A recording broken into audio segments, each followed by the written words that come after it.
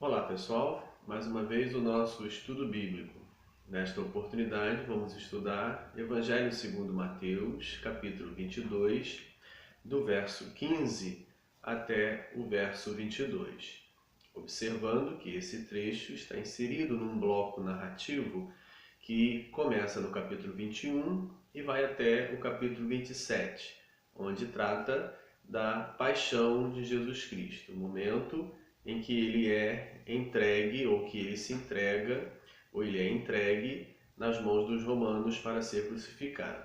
E esse bloco narrativo inicia-se com a sua entrada em Jerusalém.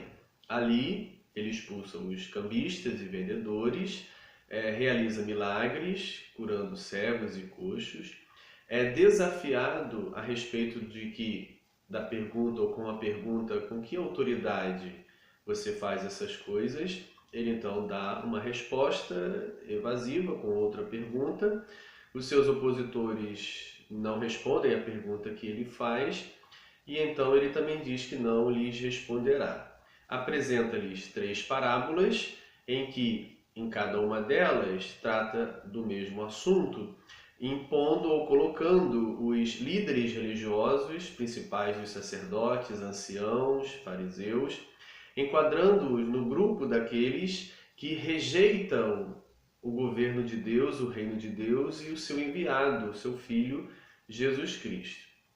As 3 parábolas terminam, então começam um confronto mais direto. As parábolas são ouvidas, algumas são respondidas. A última delas, a parábola das bodas, não é respondida, mas os seus ouvintes, os seus interlocutores, os fariseus, por exemplo, se afastam após ouvi-la e vão planejar uma conspiração contra Jesus. Vão fazer uma conspiração para, de alguma maneira, pegá-lo numa artimanha, numa palavra, numa afirmação, e então levá-lo ao tribunal dos judeus e, consequentemente, em seguida levar ao tribunal dos romanos com uma acusação que possa custar-lhe a vida, e então finalizando o seu propósito principal, ou seja, finalizando o propósito dos líderes de aniquilar, de silenciar Jesus como opositor, como aquele que aponta, questiona, revela a insensatez, a revolta dessa liderança contra Deus.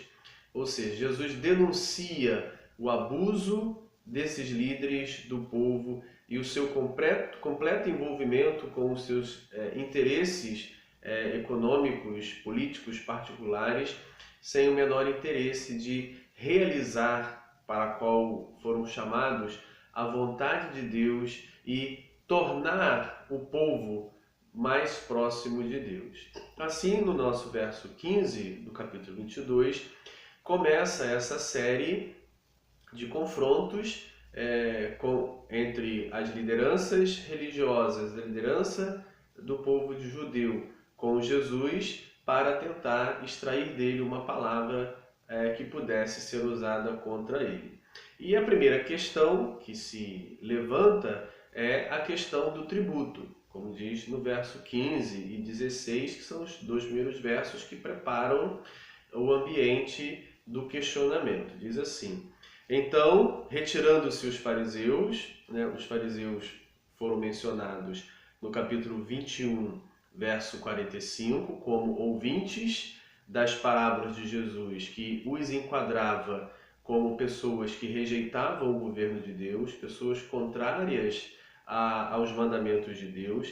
Então eles, diferentemente das parábolas anteriores, que dão respostas, dão aplicações, participam, né, do diálogo, na terceira parábola eles não dão respostas, não participam e se retiram.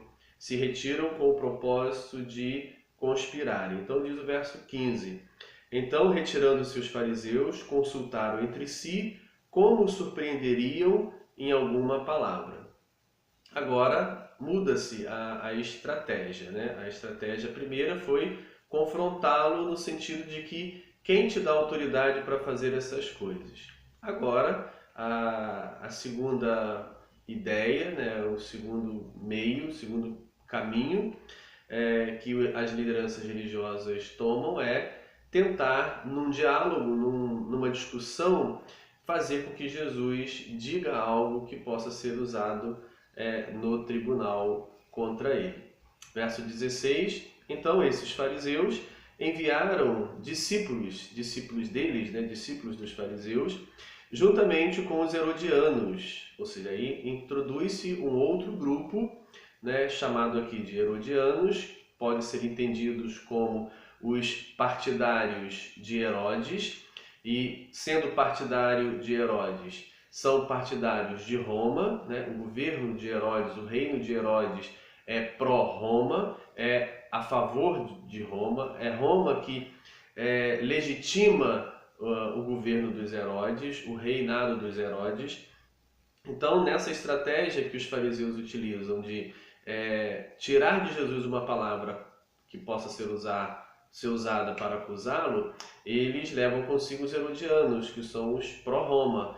E se ele falar alguma coisa contra Roma, está ali o grupo necessário para tocar o processo e denunciá-lo perante as autoridades.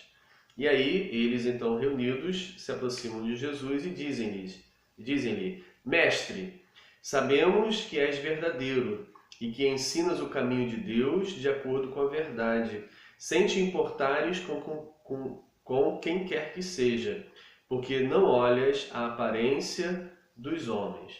Bem, um elogio como esse, nem entre os discípulos você vai encontrar, né? Pode ler o Evangelho de Mateus todo, que você não vai encontrar um elogio nessa altura, nesse tom, nessa complexidade dentro do Evangelho de Mateus, na boca dos discípulos. Então é algo realmente surpreendente que essas palavras saiam da boca de pessoas que querem conspirar e matar Jesus. Bem, e aí fica evidente, se revela mais, a hipocrisia dessas pessoas. O quanto que o hipócrita é capaz de elaborar, né, a capacidade do hipócrita de elaborar elogio é impressionante. E embora, né, na boca dos hipócritas, esses elogios não são verdadeiros, mas é de destacar a capacidade ou a profundidade de um elogio como esse, que nem entre os discípulos haveria. Ou seja, isso, se fosse verdadeiro, essas pessoas certamente seriam discípulos de Jesus. E então eles perguntam: dize-nos, pois, que te parece? Né? Qual é o teu parecer? É lícito pagar tributo a César ou não? Então está aí uma pergunta que coloca Jesus numa situação complicada. Por quê? Se ele disser sim, é lícito pagar imposto a César, ao imperador, ele então perde a credibilidade diante do povo, pois o povo o considera como profeta, como está lá no capítulo 21, verso 11. E as multidões clamavam: este é o profeta Jesus de Nazaré da Galileia. Então a multidão, o povo, vê como profeta. Se ele legitima a cobrança dos tributos de Roma, ele perde diante desse povo a sua caracterização de profeta, de denunciante contra o domínio estrangeiro, contra as arbitrariedades, quanto diante da opressão. Bem, e se ele diz não se deve pagar o imposto a César, então ele assume uma postura revolucionária, contrária ao governo, contrária à autoridade, e será facilmente acusado de dissensão, de partidarismo, de rebelião, de revolta, e não pagar tributo a Roma é declaração de guerra. A partir desse não pagamento de tributo a Roma que vai se começar a guerra judaica dos anos 66 a 70 do primeiro século, né, no primeiro século, essa guerra confrontada entre judeus e romanos, que vai finalizar com a vitória dos romanos e a destruição de Jerusalém, a destruição do Templo de Jerusalém. E essa guerra ela é iniciada com a recusa de se pagar o tributo a Roma. Ou seja, então não pagar tributo a Roma é declaração de guerra. Então se ele diz não deve ser pago, declara-se guerra contra Roma e Roma então vai puni-lo, vai sentenciá-lo à morte para aplacar qualquer tipo de rebelião e revolta contra o seu governo. Então a pergunta parece não ter saída. De um jeito ou de outro, Jesus estaria numa situação ruim. Então vamos lá, vendo o que vai sendo sucedido. Jesus, porém, conhecendo-lhes a malícia, respondeu com uma pergunta, né?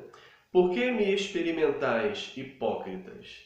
Bem, essa pergunta vai ficar sem resposta, né? Quase que retórica nesse sentido, porque por que vocês me tentam? Né? A tentação é uma ação de Satanás, é uma ação do diabo. É o diabo que é o tentador. Então Jesus os coloca no mesmo nível do inimigo de Satanás. Ou seja, assim como Satanás o tentou ou o tenta, assim também eles estão tentando, colocando-os no mesmo nível de Satanás. E a segunda coisa que ele diz é hipócritas. Vocês são hipócritas, porque o elogio de vocês, aquilo que vocês estão dizendo, não reflete o que vocês acreditam, o que vocês realmente pensam. Então, a pergunta fica sem resposta, mas a resposta é deduzível porque eles estão conspirando. Então, por que experimento? Porque queremos encontrar em você alguma coisa que possa levá-lo ao tribunal e ser morto. E aí Jesus continua: mostrai-me a moeda do tributo. Trouxeram-lhe um denário. E ele lhes perguntou: de quem é esta efígie e inscrição? Ou seja, a moeda trazida, um denário, cunhada pelo Império Romano, e era muito comum as moedas cunhadas pelos impérios ou pelo Império Romano trazer a imagem do imperador e títulos de endeusamento e glorificação de Roma ou do próprio imperador, e isso era um meio também de propaganda, né? As moedas também funcionavam como propaganda do governo, do império, do poder, né, de Roma sobre os seus domínios. Então era uma peça de propaganda. Está ali a efígie com a cara, provavelmente nessa época, de Tibério. E ele lhes perguntou: de quem é essa efígie de inscrição? Verso 21. Responderam: de César, né, do imperador. Então lhes disse: dai, pois, a César o que é de César e a Deus o que é de Deus. Bem, a resposta de Jesus precisa de uma atenção bastante grande para se entender. Primeiro, a gente observa que são duas orações. A primeira oração, né, a primeira frase, dai, pois, a César o que é de César. A segunda oração, dai, pois, a Deus, né, está incluso, está omitido, dai, pois, a Deus o que é de Deus. Então, nos deparamos com a seguinte situação: onde está a ênfase? Se a ênfase for dada na primeira oração, dai, pois, a César o que é de César, então ele está dizendo, pró-Roma, pague o imposto. Se ele diz, se a ênfase estiver na segunda oração, dai, pois, a Deus o que é de Deus, então a ênfase estaria, ou ele estaria dizendo, não pague o imposto a Roma, porque tudo é de Deus. Né? Ele está citando de forma indireta Levítico capítulo 25, verso 23, que é importante lermos para entendermos o pensamento. Levítico 25, 23 diz: também a terra não se venderá em perpetuidade, porque a terra é minha, pois vós sois para mim estrangeiros e peregrinos. Então, na lei de Moisés se estabelecia que a terra distribuída ao povo, de Deus para o povo, não poderia ser vendida perpetuamente, ou seja, é uma expressão para nós suficiente, seria não poderia ser vendida. No máximo, alugada. Então ela poderia ser alugada por um período ou vendida por um período de tempo, nós chamamos hoje de locação. Ou seja, ela poderia ser alugada por um determinado tempo. Vendida perpetuamente, ou seja, vendida, não poderia, porque a terra pertence a Deus, né? Pertencia a Deus e era emprestada aos peregrinos e forasteiros. Então, se eles não querem, devolve para Deus, porque a terra é de Deus. Então, se a terra é de Deus, todo o seu produto é de Deus. E os tributos eram pagos em natura, em espécie. O produto era pago segundo a planta, as colheitas, segundo a produção agropecuária. Então, se a terra produz, a terra é de Deus, tudo que ela produz pertence a Deus. Então, dai a Deus o que é de Deus, é dai a terra ou o fruto da terra para Deus. Então, recapitulando, se a ênfase estiver na primeira frase, dai a César o que é de César, então pague o imposto. Se a ênfase estiver na segunda frase, dai a Deus o que é de Deus, então não pague o imposto. Bem, como as duas frases estão colocadas, em que em uma se está dizendo pague o imposto e na outra se está dizendo não pague o imposto, qual seria então a conclusão diante de duas frases que se opõem? Bem, o caminho que eu sugiro, que eu interpreto, e outros também, é que a gente vá para o meio termo, né? Ou seja, nem para um ponto e nem para o outro, mas juntando os dois pontos. Bem, como é que a gente pode chegar numa resposta que esteja no meio do caminho entre as duas frases? A gente precisaria recuar um pouco dentro do próprio Evangelho de Mateus e ler no capítulo 17, verso 24 ao 27. Sugiro que você faça essa leitura. Capítulo 17, verso 24 ao 27 de Mateus. O episódio se refere a um momento em que Jesus, ou seja, alguns perguntam a Pedro se o seu mestre pagaria o imposto das 2 dracmas.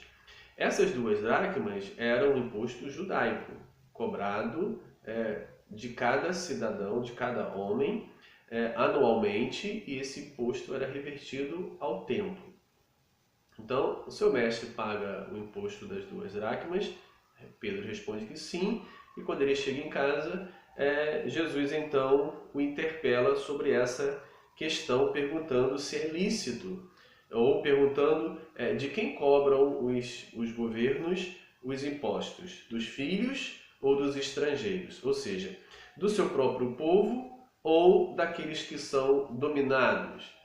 Essa pergunta revela uma estrutura político-militar do governo romano. Roma não cobrava impostos do seu povo, mas cobrava dos povos dominados. Eles entravam numa região, dominavam determinado povo, subjugavam determinado povo e lhes cobravam impostos e tributos. Esses impostos, remetidos para Roma, financiava o próprio povo romano, o próprio governo romano, o próprio exército romano era financiado pelos estrangeiros subjugados. Então a questão cobra-se impostos dos estrangeiros subjugados, não se cobra impostos do seu próprio povo. O seu próprio povo, pelo contrário, recebe os benefícios da cobrança desses impostos, como os romanos recebiam trigo, uma fração de trigo diária ou semanal, lhes era concedido ao cidadão romano. Ou seja, então, o imposto é cobrado do povo estrangeiro subjugado e não do povo filho, do povo que pertence. Então, a configuração é do sistema romano, embora o imposto aqui tratado seja o imposto do tempo. Mas a questão que está em relevo deve-se ou não deve pagar? Bem, Jesus, nesse texto de capítulo 17, 24 e 27 de Mateus, responde que não se deve pagar. No entanto, paga-se. E é o que ele vai dizer no verso 27. Mas, para que não nos escandalizemos, vai ao mar, lança o anzol, o primeiro peixe que fisgar, tira-o, e abrindo-lhe a boca, acharás um estáter. Toma-o e entrega por mim e por ti. Ou seja, na pergunta que Jesus fez a Pedro, a resposta é não, não pague. No entanto, ele diz, mas para que não os escandalizemos, para não criarmos uma situação de tropeço, para não criarmos um conflito, para não sermos presos e condenados, então pague-se. Com isso se revela o pensamento. A ideia, o pensamento é não pague, mas pague para que não crie o tropeço, para que não se crie o conflito. Bem, diante dessa resposta, dessa colocação, a gente pode então interpretar o nosso texto do capítulo 22, 15 ao 21, nas duas frases que parecem ser antagônicas. Uma enfatizando se diz pague a César, e a outra dizendo não pague a César, porque tudo é de Deus, tudo que a terra produz pertence a Deus, não se pagará a um estrangeiro, a alguém, a um outro Deus, né? César é entendido, visto e crido no Império Romano como uma divindade. Ou seja, então ou você paga ao Deus verdadeiro, ou você paga a um outro Deus. Bem, o judeu jamais vai querer pagar tributo a um outro Deus que não seja o seu Deus. Então, assim, na primeira frase a ênfase está pague o imposto a César, e na segunda frase está não pague o imposto a César. O texto que nós indicamos, capítulo 17, do 24 ao 27, ajuda a gente a entender, então, qual é a posição. A posição é, não se deve pagar, porque tudo pertence a Deus e tudo é de Deus. Mas, pague-se. Pague-se por quê? Pague-se para não conflitar. Bem, então, o que se sugere é uma resistência ao governo romano, é uma resistência à dominação romana, mas pelas vias pacíficas. É ruir o império sem armas. É ruir o império sem a ação violenta, sem a guerra, sem a guerrilha. É ruir o império pelo comportamento. Ruir o império pela ação, pela atitude, pela postura. É ruir o império por dentro. Essa é a proposta que se percebe no Evangelho. É ruir o Império Romano, mas não enfrentando-o com armas, matando o inimigo, sendo violento, mas ruindo pelo comportamento. À medida que os homens vão aderindo ao Evangelho de Jesus, vão aderindo ao formato de viver das comunidades cristãs, automaticamente eles vão confrontando com o sistema romano, com o sistema imperial, com o sistema do mundo. E com isso vai ruindo o sistema de dentro para fora. Na minha opinião, a resposta de Jesus é: pague para não gerar o conflito, para não gerar o tropeço, para não gerar a guerra. Mas, na medida do possível, resista com o seu comportamento, com a sua devoção a Deus, porque esse é o caminho melhor. Existe uma outra possibilidade interpretativa, que não cabe aqui numa leitura mais precisa do sentido histórico-religioso da época de Jesus. Seria, pague o imposto a César porque ele está fazendo a vontade de Deus. Pague o imposto ao imperador porque ele representa como autoridade a vontade divina. Bem, está claro no texto a oposição entre ou César, Deus, César, ou Deus de Israel. Está clara a oposição entre um e o outro. Está claro que o governo imperial romano não vive a vontade de Deus. Não se está sob a vontade de Deus.